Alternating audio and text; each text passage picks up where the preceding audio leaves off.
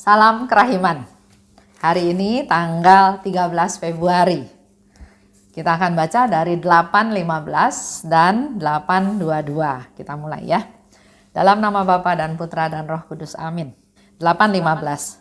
Hari ini Yesus, kasihku, membuat aku memahami betapa besar cintanya kepadaku, meskipun ada kesenjangan yang luar biasa antara kami berdua, Sang Pencipta dan ciptaan. Tetapi dalam arti tertentu, di sana ada suatu kesetaraan. Kasih menimbun jurang kesenjangan itu. Ia sendiri merendahkan diri kepadaku dan membuat aku mampu mempersatukan diriku dengan Dia. Aku membenamkan diriku dalam Dia, seolah-olah diriku sama sekali lebur di dalam Dia. Tetapi di bawah tatapan matanya yang penuh kasih, jiwaku memperoleh tenaga dan kekuatan serta kesadaran bahwa Ia mengasihi dan dikasihi secara istimewa. Jiwaku tahu bahwa Yang Maha Kuasa melindunginya. Doa seperti ini meskipun singkat membawa manfaat yang amat besar bagi jiwa, dan pencerahan yang diberikan kepada jiwa oleh saat singkat dari bentuk doa yang lebih tinggi ini tidak diberikan oleh seluruh jam doa yang biasa. 8:22. Hari ini aku paham bahwa kalau aku tidak dapat memenuhi salah satu hal yang diminta Tuhan dariku, aku tetap akan mendapat pahala seperti engkau, seperti kalau aku sudah memenuhi semuanya. Sebab Tuhan memperhatikan niat yang mendorong aku untuk memulainya. Bahkan kalaupun hari ini Ia memanggil aku, pekerjaan itu tidak akan terbengkalai sama sekali, sebab Dia sendiri adalah Tuhan, baik atas pekerjaan maupun atas pekerjanya. Bagianku adalah mengasihi Dia dengan sepenuh hati. Semua pekerjaanku tidak lebih daripada satu tetes kecil di hadapannya. Kasihlah yang memiliki arti, kekuatan, dan pahala. Ia telah membuka cakrawala yang luas di dalam jiwaku. Kasih menyempurnakan segala kekurangan. Hari ini, Yesus membuat aku memahami betapa besar cintanya kepadaku. Ini satu ungkapan ya, satu sharing, satu hal yang hanya bisa dirasakan oleh Suster Faustina, oleh kita yang dikasihi. Kita nggak bisa juga membayangkan, menjelaskan seberapa besar ya. Tapi inilah ungkapan dari Suster Faustina. Hari ini aku memahami, aku jadi paham, aku jadi tahu betapa besarnya cintanya Tuhan padaku. Walaupun ada kesenjangan besar antara Tuhan pencipta dan aku ciptaan ya. Memang jenjangnya besar sekali ya antara pencipta dan ciptaan. Tapi dalam hal ini Suster Faustina bilang dia juga merasa ada kesetaraan. Setara. Kenapa? Karena ternyata kasih menimbun jurang antara pencipta dan ciptaan. Ada kasih Allah yang begitu luar biasa kepada kita manusia, dia menjadi setara. Itu yang Suster Faustina mau sharingkan pada kita semua. Dalam arti tertentu ya, di sana ada kesetaraan. Kasih yang menimbun sama juga dalam kehidupan kita sehari-hari. Ada pernikahan ya, suami istri. Pendidikannya beda jauh. Kalau ngomong nggak ketemu, si suami udah ngomong sampai kemana, si istri masih nggak ngerti. Lama-lama nggak ada komunikasi, ngomongnya nggak nyambung, si suami ngobrol sama sekretaris di kantor lebih nyambung, lebih mengerti, lama-lama terjadi makin lama makin renggang. Nah, kalau dasarnya kasih, maka bagaimanapun suami akan tetap bisa menerima keadaan si istri yang mungkin tidak setara pendidikannya.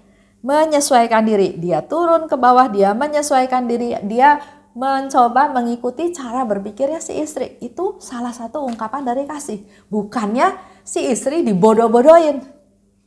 Bodoh, istri saya nggak bisa diajak ngomong, makanya saya ngomong sama sekretaris saya. Jadi jangan salahin saya kalau terjadi suatu jalinan, suatu hubungan yang lain karena saya enak ngomong sama sekretaris saya ya. Nah, inilah yang biasanya suka dijadikan alasan perpecahan dalam keluarga. Suami istri komunikasinya nggak nyambung. Karena katanya si istri nggak ngerti apa yang diomongin sama suami. Udah dijelasin juga masih nggak ngerti. Mari kita sekarang semuanya dikasih kasih yang dari Tuhan. Dan bukti bahwa kita mengasihi Tuhan pencipta. Dengan ciptaan aja kan jaraknya jauh sekali. Tapi karena kasihnya pencipta kepada ciptaannya, maka dalam situasi tertentu dia bisa setara. Dia bisa mencoba mengerti, merendahkan diri untuk mengerti si ciptaan tersebut yang serba terbatas, yang serba enggak berdaya, yang berdosa, yang banyak kelemahan-kelemahannya.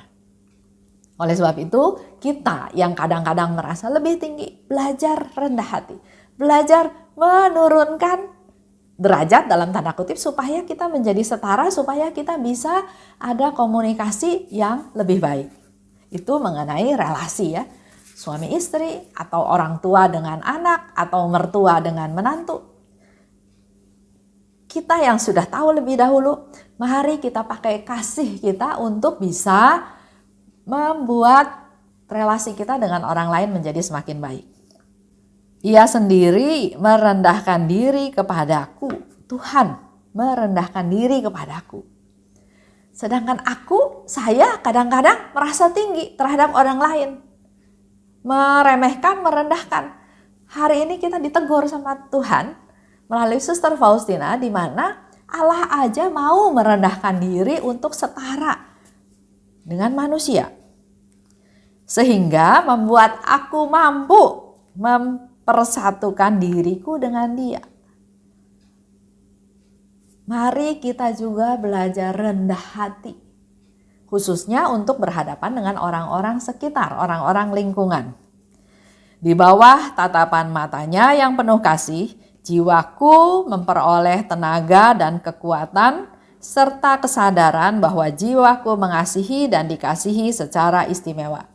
Melalui tatapan ya.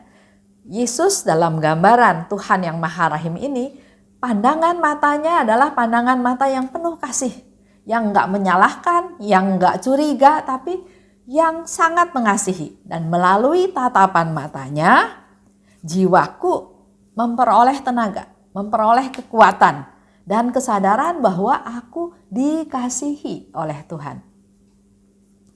Itu perlu kita meditasi ya, perlu kita renungkan. Coba lihat, pandang wajah Yesus. Di sana enggak ada kemarahan, enggak ada kekecewaan, tapi yang ada adalah pandangan penuh kasih.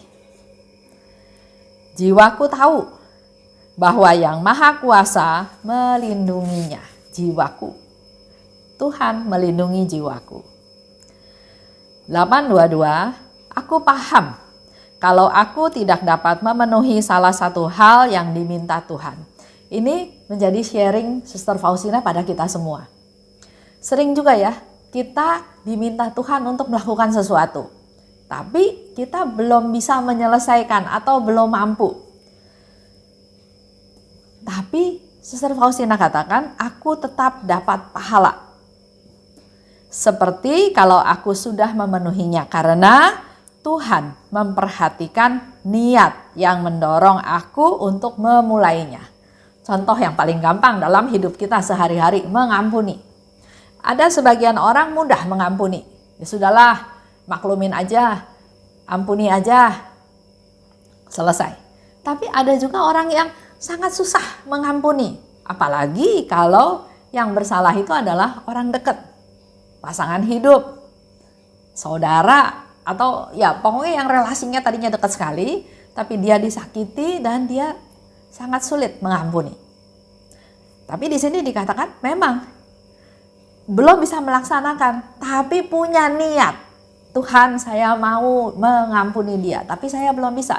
Tuhan, saya punya niat, ingin, ada keinginan, ada niat, ya. Ini mendorong niat yang mendorong aku untuk memulainya. Ini pun Suster Faustina katakan tetap dapat pahala, dapat nilai positif. Punya niat ya, niat yang sungguh-sungguh. Saya nggak bisa mengampuni, tapi saya punya niat Tuhan.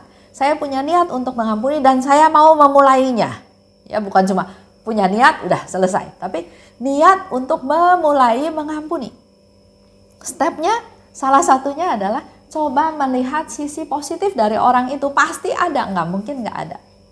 Tuhan menciptakan manusia berharga, nggak mungkin nggak ada sisi positifnya. Nah, niat mengampuni itu kita perlu mulai dengan cara, salah satunya adalah coba melihat sisi positifnya. Pasti ada.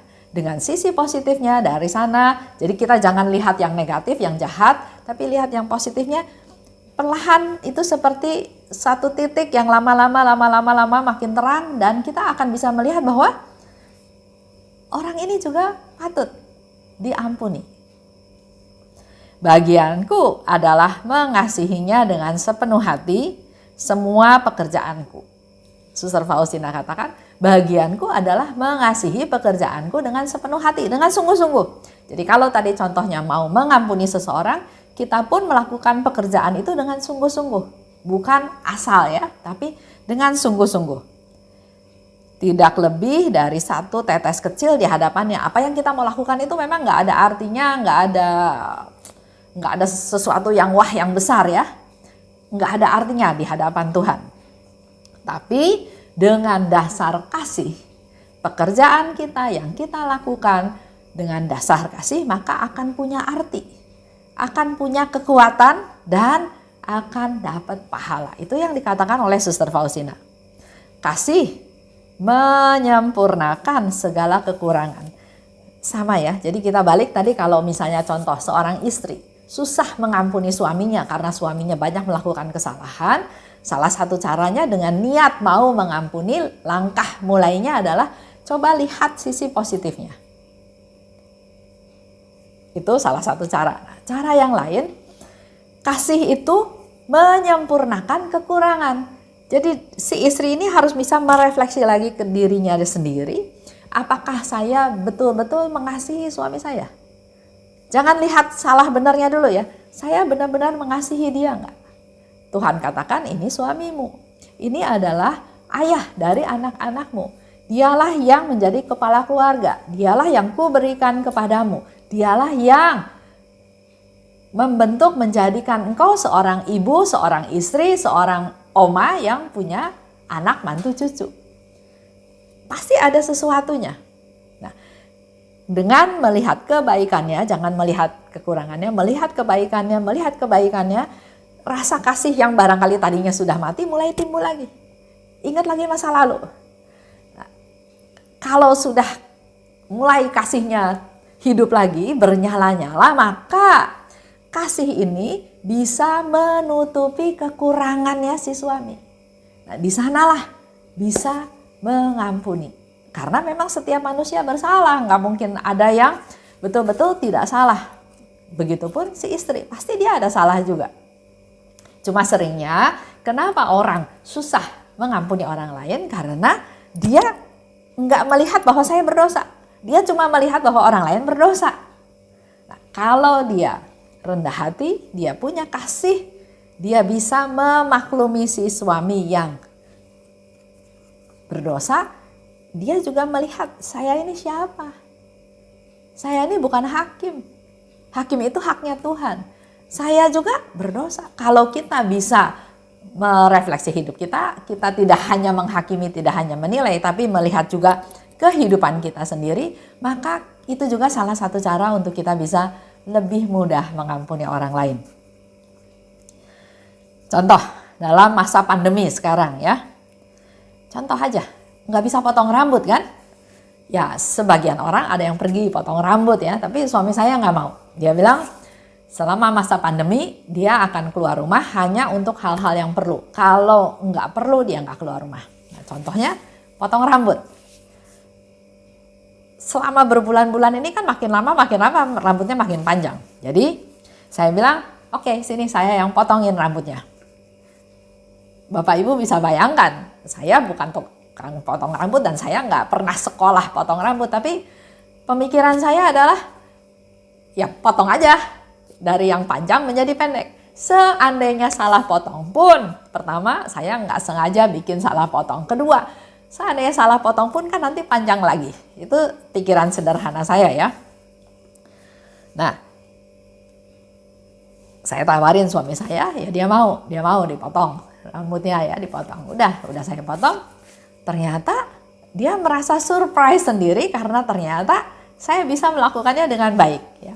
Walaupun memang tidak sesempurna seperti di tukang potong rambut. Tapi di sana dia bilang, oke. Suami saya bilang, ini oke lah. Karena bukan dipotong oleh yang profesional, potongan rambut dia masih oke, dia katakan gitu ya. Dia bisa terima, dia sukacita karena dia juga merasa bahwa dia dilayani. Dia diperhatikan, dia dilayani oleh saya ya, sehingga rambutnya pendek, dia menjadi lebih fresh lagi rasanya, dan yang terpenting dia nggak perlu ketemu sama orang banyak dalam masa pandemi seperti sekarang ini. Dia tahu saya melakukan itu pun sudah optimal karena memang bisanya segitu ya.